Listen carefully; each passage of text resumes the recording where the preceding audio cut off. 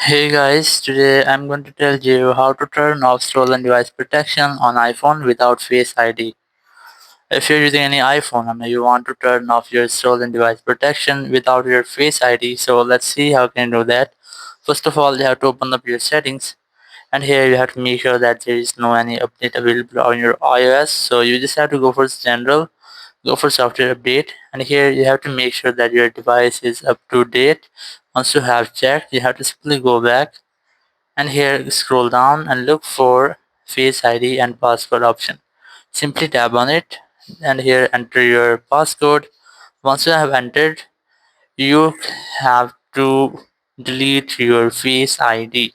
If you want to turn off your stolen device protection on iPhone without using Face ID, so you just have to tap on this reset Face ID option,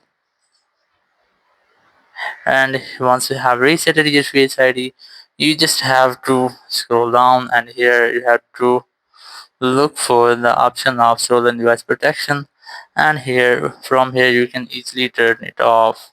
So in this way you can easily turn off your stolen device protection on any iPhone without Face ID and passcode. Thank you very much for watching the video.